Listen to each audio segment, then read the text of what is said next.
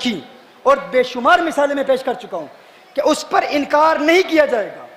اگر کسی کا عمل مذہب غیر پر ہو جاتا ہے تو وہ فاسق نہیں ہے، ہاں وہ گنہگار ہے۔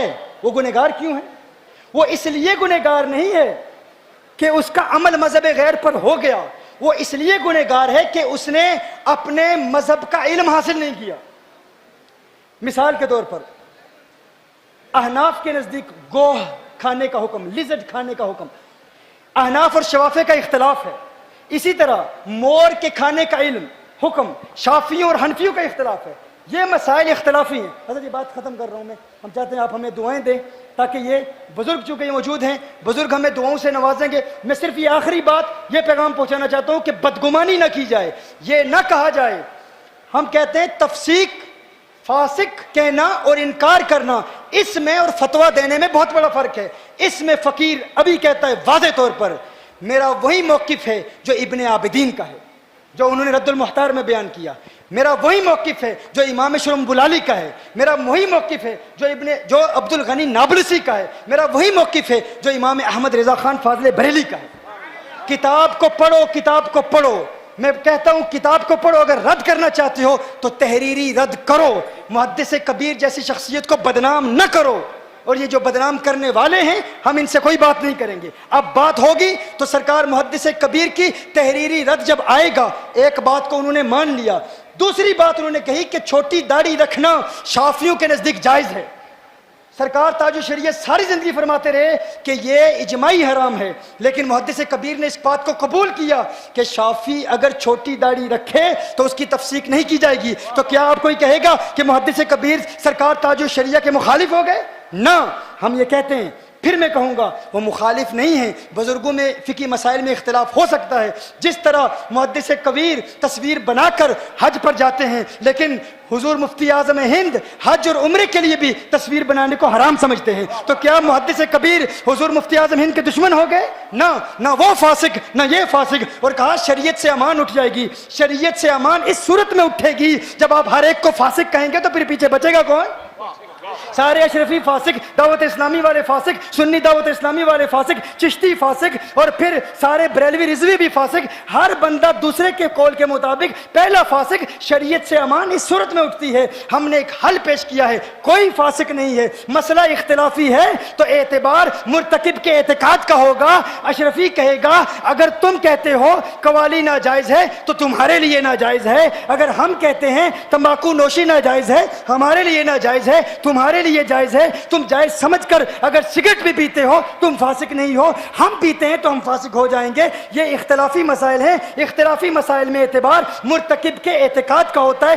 فرق کرو مفتی کے فتوے، قاضی کی قضا اور پھر تفسیق اور انکار کے میں جو فقہا نے فرق کیا ہے اس فرق کو نہیں سمجھ پاتے۔ میں بتا رہا ہوں تمہاری تقریروں کی وجہ سے لوگوں نے مجھے یہاں تک کہہ دیا محدث کبیر حدیث میں ماہر ہوں گے لیکن فقہ میں وہ نالج نہیں رکھتے۔ برطانیہ سے لوگ یہ کہہ رہے ہیں۔ میں نے کہا نہیں، ان کی ایک گفتگو میں نے سنی، ان کو سمجھا، وہ مذاہب احناف میں گہرائی رکھتے ہیں، وہ اس کو عمیقانہ نگاہ سے دیکھتے ہیں، لیکن ان کو بدنام ان کے چند چمچے کر رہے ہیں، چند نمائندے کر رہے ہیں، اور ان کی بات ہم نہیں سنیں گے، ان کا جواب ہم نہیں دیں گے، اور حق کا بیان ہم علیٰ اعلان کریں گے۔ میں نے کہا تھا ہمیں کسی کا خوف نہیں، کسی کا ڈر نہیں، حق بات کا اعلان سرے دار کریں گے۔ یہ جرم کر جرم ہے سو بار کریں گے۔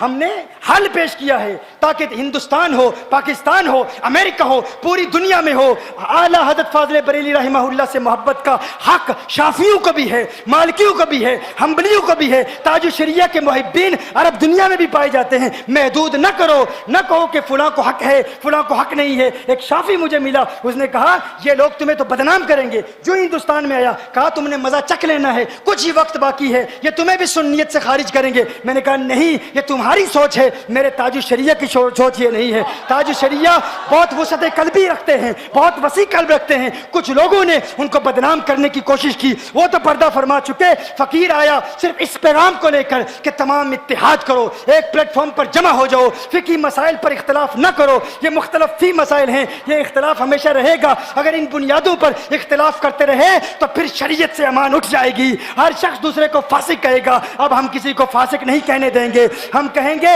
اگر اجماعی حرام ہے تو پھر اس کی تذلیل بھی کی جائے گی، پھر فقہا کے قول کے مطابق تکفیر بھی کی جائے گی، متکلمین کے قول کے مطابق تفسیق بھی کی جائے گی، اور اگر وہ حرام سمجھ کر کرتا ہے، اگر اجماعی حرام کو حلال سمجھتا ہے تو اسے کہا جائے گا تو اجماعی حرام کا منکر ہے۔ لیکن فرق تو کرو۔ لیکن رفتہ رفتہ اب ہماری باتوں کو وہ مان رہی ہیں۔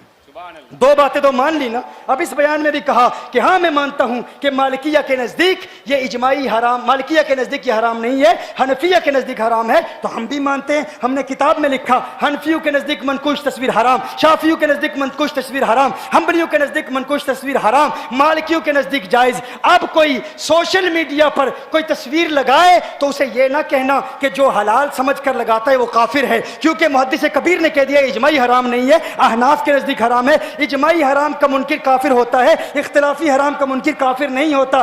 اب جو جائز سمجھ کر لگائے گا اس کے لیے جائز، جو ناجائز سمجھ کر لگائے گا اس کے لیے ناجائز۔ یہ تو منقوش تصویر کی بات ہے، ڈیجیٹل کی بات بعد میں آئے گی۔ ابھی تو تکفیر کا دروازہ بند ہوا، تذلیل کا دروازہ بند ہوا۔ اب آگے ہم چلیں گے رفتہ رفتہ، آہستہ آہستہ کہ تفسیق کے احکام کیا ہیں۔ میری ایک تمنا ہے حضور محدث کبیر کی بارگاہ میں ایک التجا، ایک گزارش، ایک مرتبہ بالاستیعاب اس مکمل کتاب کو پڑھ لیں۔ ایک مفتی نے کہا مجھے 4 مرتبہ میں نے پڑھا پھر میں نے اس کتاب کو سمجھا ہے۔ 4 مرتبہ پڑھنے کے بعد کچھ لوگوں کو یہ عادت ہوتی ہے، ہمارے دوستوں کو، اگر سابقہ مطالعہ میں کوئی چیز نہ آئے، نہیں سمجھ آ رہی، اچانک کوئی نئی چیز مل جائے تو وہ اس کے خلاف ہو جاتے ہیں۔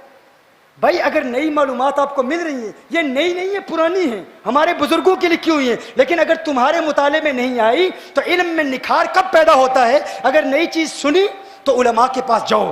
ہم کوئی بڑے عالم مفتی نہیں ہیں، ہم تو طویلب خدام خویدم العلماء ہیں، اس میں بھی ہمارا شمار نہیں ہوتا۔ ہم تو کہتے ہیں کہ اگر ہمیں کوئی مسئلہ سمجھ نہیں آتا ہم بزرگوں کے پاس جاتے ہیں، ان سے پوچھتے ہیں، ان سے تحقیق۔ ابھی تو تمہیں پتہ بھی نہیں کہ کن کن بزرگوں نے اس کتاب کی تصدیق کی ہے۔